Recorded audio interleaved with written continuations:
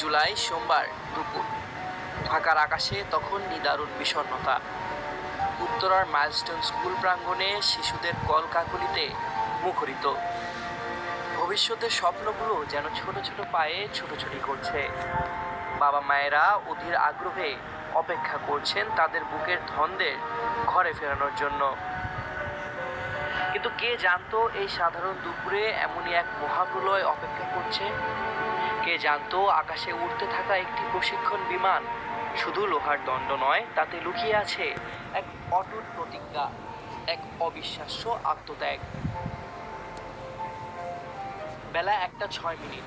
বাংলাদেশ বিমান বাহিনীর F-7 বিজেআই প্রশিক্ষণ যুদ্ধ বিমানটি যখন উড্ডয়ন করল, তখন হয়তো পাইলট ফ্লাইট লেফটেন্যান্ট তৌকির ইসলাম সাগর স্বপ্নেও ভাবেননি এটাই তার জীবনের শেষ উড্ডয়ন। বাংলাদেশ বিমান বাহিনীর ৭৬তম ব্যাচের এই তরুণ পাইলটের এটি ছিল প্রথম একক মিশন। নিজের যোগ্যতা প্রমাণের আকাশ ছোঁয়ার এক পরম আকাঙ্ক্ষার প্রতিফলন। মাত্র ১৩ মিনিটের মাথায় বিমানটি নিয়ন্ত্রণ হারাতে শুরু করলো। তাকে কন্ট্রোল রুম থেকে বারবার ইজেক্ট করার পরামর্শ দেওয়া হলো।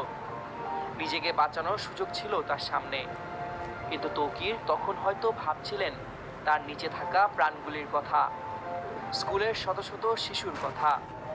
তিনি জানতেন প্যারাশুটে ইজেক্ট করলে বিমানটি সরাসরি আবাসিক এলাকায় বা স্কুল ভবনে আছড়ে পড়বে, ধ্বংসযজ্ঞ আরও বাড়বে। যে দৃশ্য এখন চোখের সামনে ভেসে উঠছে তা কোনো কল্পকাহিনী নয়, এ এক চরম বাস্তবতার প্রতিচ্ছবি। তৌকির চেষ্টা করেছিলেন বিমানটিকে যেন জনবসতিহীন এলাকায় নিয়ে যেতে পারেন, কিন্তু বিমানের নিয়ন্ত্রণ তখন তার আর হাতে নেই।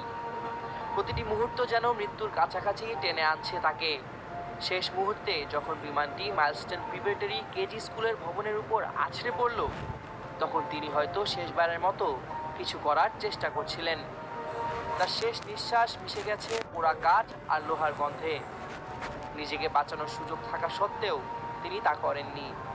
তার বুকের গভীরে ছিল একটি প্রার্থনা, যেন আর কোনো শিশুর জীবন না যায়। বিমান বিধ্বস্ত হওয়ার সাথে সাথে যেন পুরো উত্তরা জুড়ে নেমে এলো এক ভয়াবহ নীরবতা। এরপরই শুরু হলো আহাজারি আর আর্তনাদ। এক নিমিষে স্কুলের ভবনটি পরিণত হলো ধ্বংসস্তূপে। চারদিকে আগুনের লেলিহান শিখা। যে প্লে গ্রুপের শিশুদের কলকাকলিতে ভবনটি মুখরিত হতো, সেখানে এখন শুধুই চাপা কান্না আর বিভীষিকাময় আতঙ্ক। মিস, আমার বাচ্চা কই? মোবাইল ফোনে চিৎকার করে কাঁদতে থাকা এক মায়ের আকুতি যেন হৃদয় বিদীর্ণ করে দেয়। শত শত বাবা মা তাদের সন্তানদের খোঁজে দিক বিদিক ছুটে বেড়াচ্ছেন। তাদের চোখের জল যেন যমুনার মতোই বয়ে চলেছে। জাতীয় বার্ন ইনস্টিটিউট সহ বিভিন্ন হাসপাতালে অর্ধশতাধিক দগ্ধ শিশুকে ভর্তি করা হয়েছে। তাদের আর্তনাদ যেন বাতাসের সঙ্গে মিশে এক শোকের মাতম তৈরি করেছে। 14 বছরের শামীম, 15 বছরের মাহিন, 12 বছরের মুনতাহা, 10 বছরের আয়মান।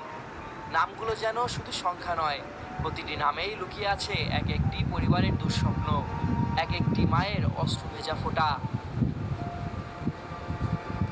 ফ্লাইট লেফটেন্যান্ট তৌকির ইসলাম সাগর, যিনি নিজের প্রথম একক মিশনেই আত্ম উৎসর্গ করলেন, তিনি হয়তো শুধু একজন পাইলট ছিলেন না, ছিলেন এক নীরব প্রহরী। তার আত্মত্যাগ হয়তো হাজারো শিশুর